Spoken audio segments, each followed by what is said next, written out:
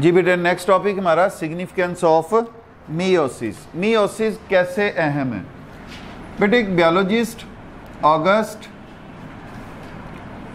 Wiseman he found that meiosis not only keeps number of chromosomes constant in the next generation, it also provides genetic crossing overs, genetic changes, genetic mutations in the next generation। मतलब क्या बेटे कहने का? meiosis जो है it maintains constant number of chromosomes in the next generation। एक बात। दूसरी बात, it brings genetic changes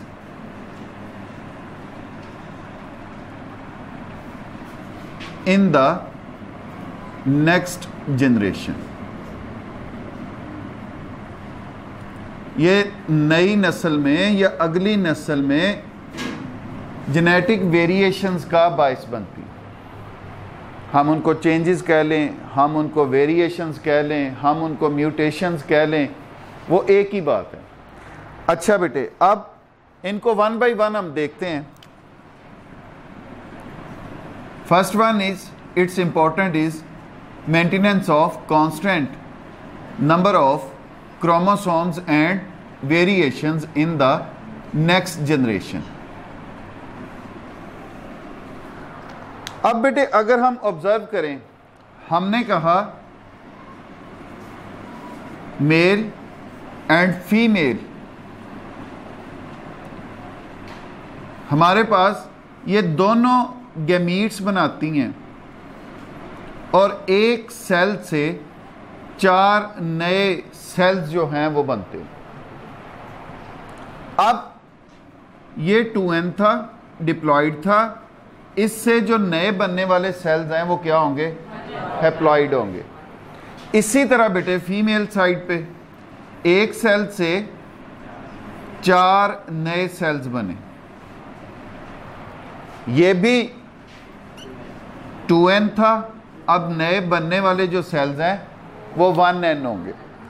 अब in case of humans we say there are 46 chromosome in the parent cell. इसी तरह मेल साइड पे, इसी तरह फीमेल साइड पे। अब जो हमारे पास नए बनने वाले हैप्लॉइड सेल्स हैं, इनके अंदर 23 क्रोमोसोम्स होंगे in each cell, male side पे भी, फीमेल साइड पे भी। अब बेटे ये हमारे पास गैमीट्स बने। अब इनमें से एक गैमीट मेल साइड से और एक गैमीट फीमेल साइड से ये यूनाइट करते हैं तो एक नया सेल बनाते हैं जिसको हम नाम देते हैं किसका? जाइगोट का। अब 23 प्लस 23 क्रोमोसोम नंबर 46, ये कितने हो गए? जितने पेरेंट सेल्स के अंदर मौजूद थे। अब इस तरह से तो ये क्रोमोसोम की तादाद जो है वो नेक्स्ट जनरेशन में कांस्टेंट रहेगी। दूसरी बात, अब ये जो जाइगोट बना, एक सेल बना, इनके अंदर अगर आपका क्रोमोसोम ये मौजूद थे, क्रॉसिंग ओवर हुई, इनके जेनेटिक मटेरियल में तब्दीलियां आ गई। अब जो नए सेल बनेंगे उनके अंदर जो जेनेटिक मटेरियल मौजूद होगा वो तब्दील शुदा होगा as were present in the parent cell, वो उनसे तब्दील शुदा होगा। अब उसमें वेरिएशंस मौजूद होंगी। क्यों वेरिएशंस मौजूद थी? चूंकि क्रॉसिंग ओवर्स हुई थी। अब बेटे ये जो जाइगोट बना, अब इसमें जो नए क्रोमोसोम्स आ रहे हैं वो पेरेंट क्रोमोसोम जैसे नहीं होंगे। अब उनके अंदर जेनेटिक वेरिएशन मौजूद है, तो इनका जेनेटिक मेकअप जो है वो पेरेंट सेल की निस्बत मुख्तलिफ होगा। अब दो तरह से वेरिएशन हुई है। वो किस तरह से हुई है? एक तो इसमें मेल साइड में जब गैमीट्स बने तब वेरिएशन आ गई, फीमेल साइड में जब गैमीट्स बने तब वेरिएशन आ गई। एक वेरिएशन ये, दूसरी वेरिएशन ये कि अगर मेल पार्टनर में ये क्रोमोसोम्स थे, फीमेल पार्टनर में ये क्रोमोसोम्स थे,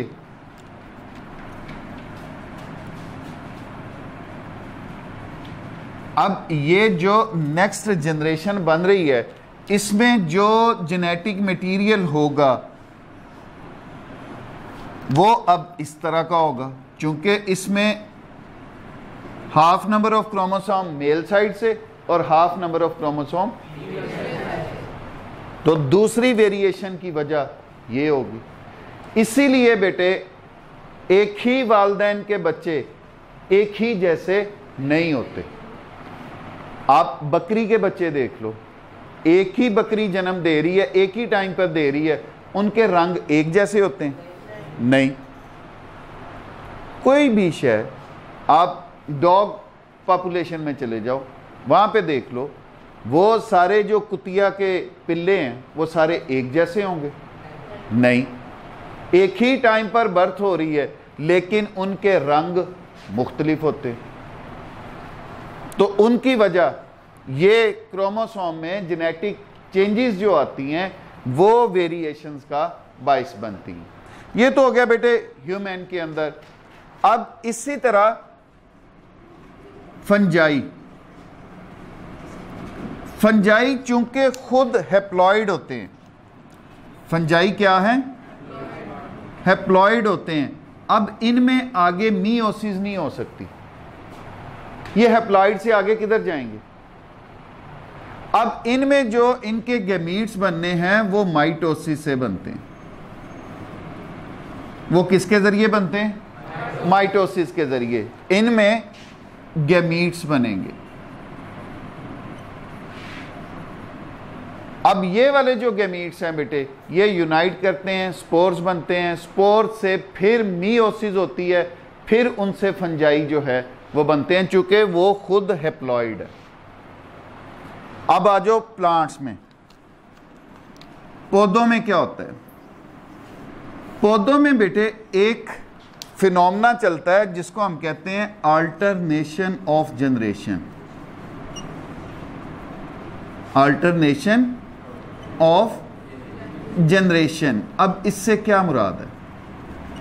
पौधों में दो जनरेशंस होती हैं, एक होती है स्पोरोफाइट जनरेशन और एक होती है गैमीटोफाइट जनरेशन। स्पोरोफाइट जनरेशन और गैमीटोफाइट जनरेशन। स्पोरोफाइट जनरेशन जो है वो डिप्लॉयड होती है, 2n होती है। जो गैमीटोफाइट जनरेशन है वो 1n होती है, मतलब हैप्लॉयड होती है। अब बेटे जब स्पोरोफाइट जनरेशन से गैमीटोफाइट जनरेशन बनेगी तो वो मियोसिस के जरिए बनेगी। वो किसके जरिए बनेगी? मियोसिस के जरिए बनेगी। अब ये जो गैमीटोफाइट जनरेशन है, जब ये गैमीट्स बनाएगी तो अब फिर मियोसिस होगी? नो, अब यहां पर माइटोसिस होगी।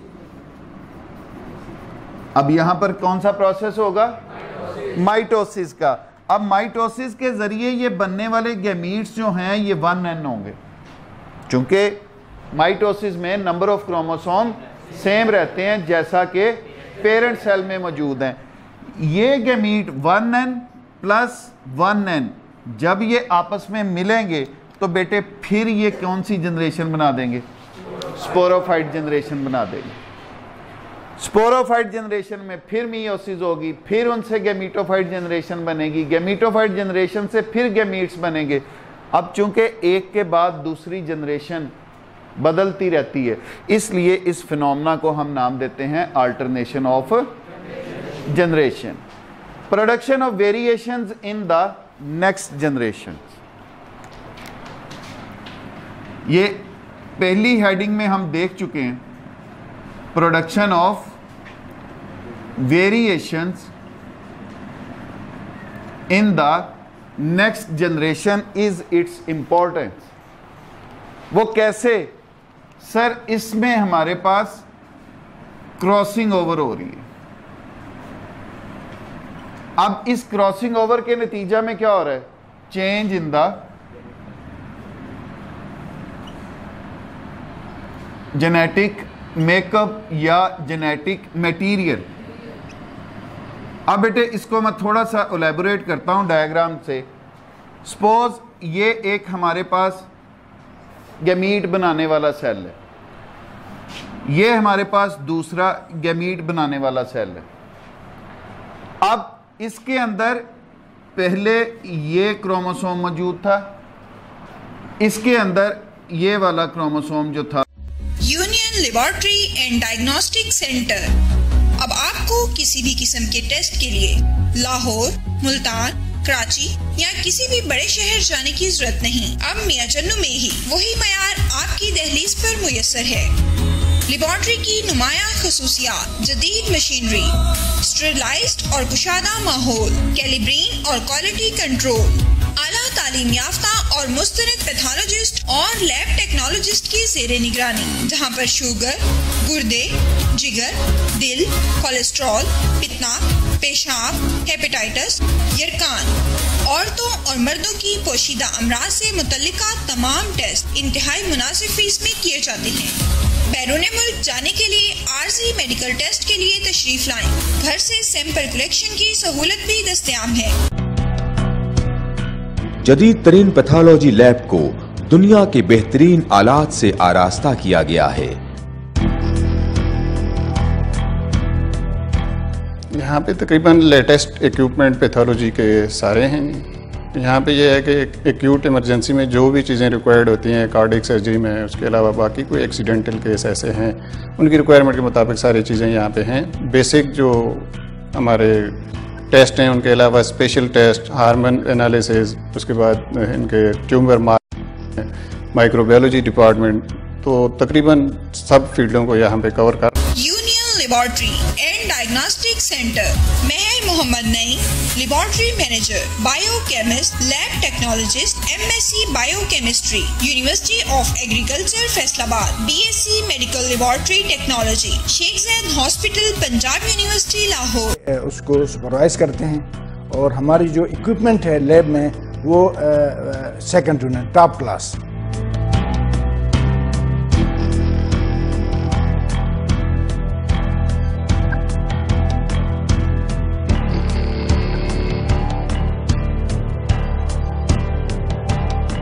फोन 065-266-2586, 0333-455-7586। वो मौजूद था। मियोसिस शुरू हुई, इसका होमोलोगस क्रोमोसोम इसके पास आ गया, इसका होमोलोगस क्रोमोसोम इसके पास आ गया। अब क्या हुआ? ये सपोज इसका नॉन सिस्टर क्रोमैटिड है, ये इसके नॉन सिस्टर क्रोमैटिड्स हैं। इन दोनों की ओवरलैपिंग हुई। इस ओवरलैपिंग के नतीजा में क्याज़मेटा बने। क्याज़मेटा के नतीजा में इनका जेनेटिक मेकअप जो था वो एक दूसरे के साथ तब्दील हो गया। अब इसकी ये सूरत हाल बन गई। अब ये 4 हैं, 2 क्रोमोसोम, लेकिन मियोसिस 1 जब होगी, एक क्रोमोसोम एक में आ गया क्योंकि आधे नंबर ऑफ क्रोमोसोम रह गए थे। अब ये तब्दील शुदा जेनेटिक मेकअप वाला है। दूसरा क्रोमोसोम जो है जब मियोसिस 1 हुई है तो दूसरे सेल में चला गया इस तरह से। अब इसने भी 2 नए सेल्स बनाने हैं। अब इस क्रोमोसोम एक ही ने तकसीम होना है। अब ये वाला जो सेल है इसमें ये क्रोमोसोम आ गया, ये वाला जो सेल है इसमें ये वाला क्रोमोसोम आ गया। ठीक हो गया। अब इसी तरह इसके अंदर भी मियोसिस 2 हुई इंटरकाइनेसिस के बाद। अब इसमें क्या हुआ? इसमें भी एक सेल में ये क्रोमोसोम आ गया और दूसरे सेल के अंदर दूसरा जिसमें तब्दील शुदा जेनेटिक मटीरियल था, ये क्रोमोसोम आ गया। अब ये हमारे पास 4 नई तरह के गैमीट्स बन गए। 4 गैमीट्स हैं और चारों एक जैसे हैं?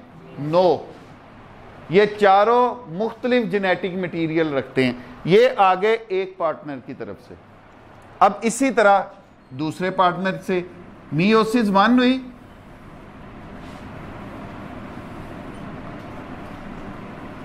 ये इनके अंदर चेंज जेनेटिक मटीरियल वाले एक क्रोमोसोम, मतलब आधे नंबर ऑफ क्रोमोसोम आ गए। यहाँ पे सपोज 2 थे, यहाँ पे अब 1 आ गया।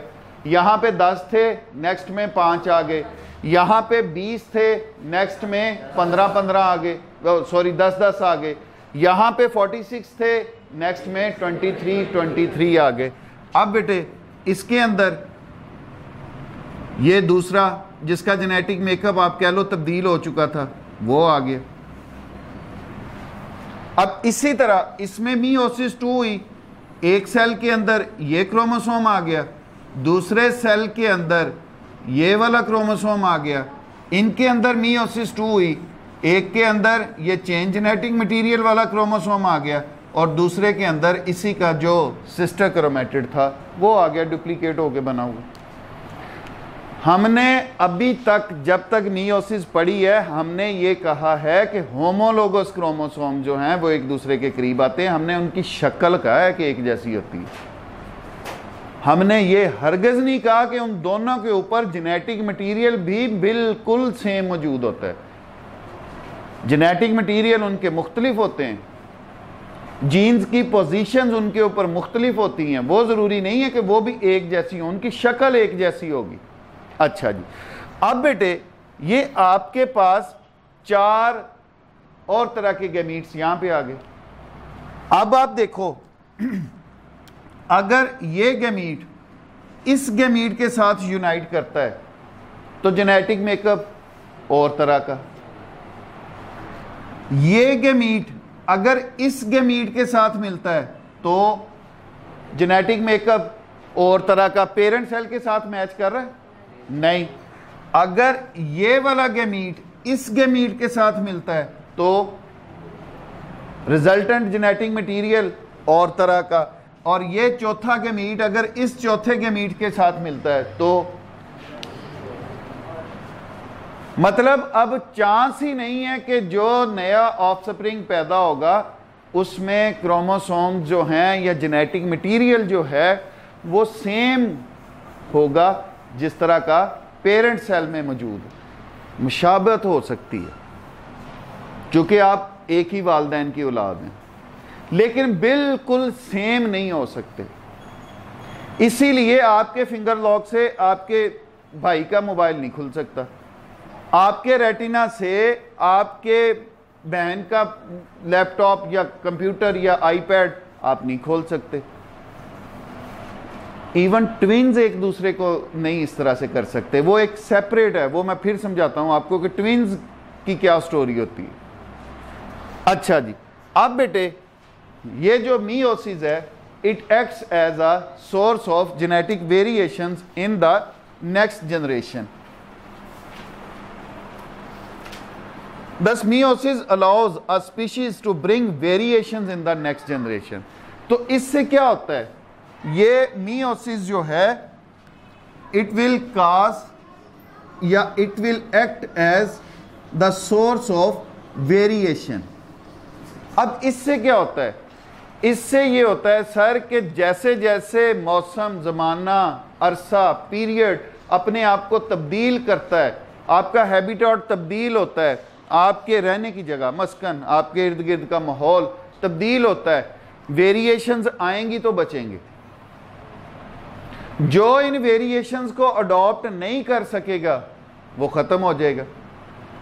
यही जो आपकी वेरिएशंस हैं दैट लीड्स टू एवोल्यूशन, यही किसका बायस बनती हैं, एवोल्यूशन का बायस बनती हैं, इर्तिका का बायस बनती हैं। ये 10th में जाके आप देखोगे कि ज़ेब्रा, ये जो आपके वो क्या होते हैं यार, जिराफ, वो लंबी गर्दन वाले भी थे, वो छोटी गर्दन वाले भी थे। घास फूस खत्म हो गई, छोटी गर्दन वाले घास फूस खा सकते थे, वो खत्म हो गया। छोटी गर्दन वाले जिराफ भी खत्म हो गए। क्यों? क्योंकि उनके जीन्स नेक्स्ट जनरेशन तक मुंतकिल होना बंद हो गए। लंबी गर्दन वाले जिराफ जो थे वो बचते चले गए, चूंकि वो दरख्तों से पत्ते खा के भी गुजारा कर रहे थे। तो जिन्होंने अपने आप को माहौल के मुताबिक ढाला वो बच गए, जो नहीं ढाल सके वो। इसी तरह इंसानों के अंदर भी है बेटे, जो अपने आप को मॉडर्न ईरा के साथ साथ तब्दील करता रहता है, अडॉप्टेबिलिटी होती है, वो बच जाता है, वो सरवाइव करता है। और जो नहीं, वो नहीं बचता, वो आहिस्ता आहिस्ता ख़त्म हो जाता है।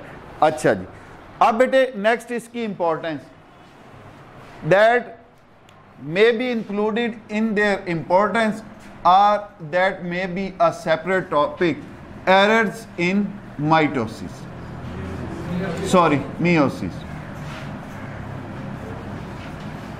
What are the errors in meiosis? Sir, meiosis बार बार हम कह चुके, दो तरह के प्रोसेसेस पर, दो फेजेस में कंप्लीट होती है। क्या हुआ, ये एक एनिमल सेल है, आप सपोज कि ये इसका एक क्रोमोसोम, ये इसका दूसरा। अब मैं genetic makeup changes, crossing over के बारे नहीं बताऊंगा। बाकी इसमें 22 पेयर्स बाकी मौजूद हैं, 23वां ये पेयर मौजूद है। इसमें होगी मियोसिस 1।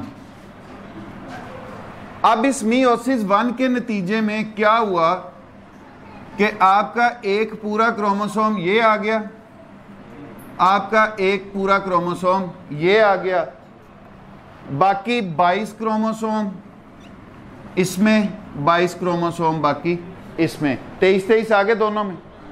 ये 22 पेयर्स थे, मतलब आपके 44 क्रोमोसोम्स थे। समझ आ गई? अब वो ड्रा करना मुमकिन नहीं है इतनी जगह पे। अब बेटे ये मियोसिस 1 जब कंप्लीट हो गई, अब स्टार्ट होनी है मियोसिस 2, इसमें भी इसमें भी।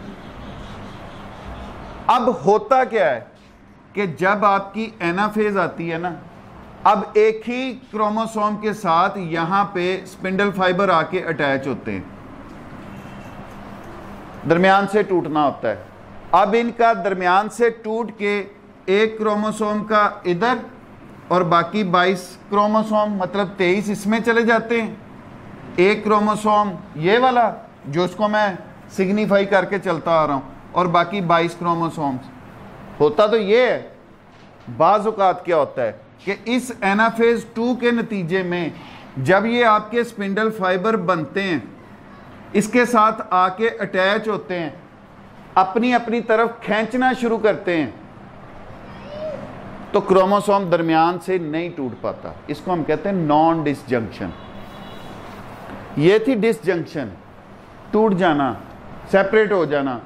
जब वो नहीं टूट पाते, इसको हम कहते हैं नॉन डिसजंक्शन। अब इसमें क्या होगा, ये क्रोमोसोम पूरे का पूरा किसी एक तरफ शिफ्ट हो जाएगा। अब इसमें कितने क्रोमोसोम आ गए? 22। अब इसमें कितने आ गए? ये पूरे का पूरा इसमें आ गया, ये 22 प्लस 2 24। अब इसमें टोटल नंबर ऑफ क्रोमोसोम कितने हो गए? 24। अब गड़बड़ हो गई, आने क्या चाहिए थे? 23 23 23 23। हुआ क्या? 23 23 22 24।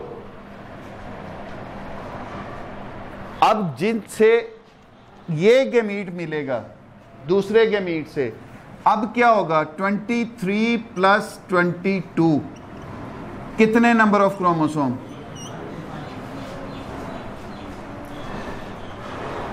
अब अगर ये वाला गैमीट मिलेगा 24 प्लस 23 किसी नॉर्मल गैमीट से, नंबर ऑफ क्रोमोसोम, अब ये नॉर्मल इंसान होगा, 44 वाला भी और 47 वाला भी। they are not normal. It results abnormal chromosome number in next generation. For example, 47 and 45. ये सर्वाइव ही नहीं करते.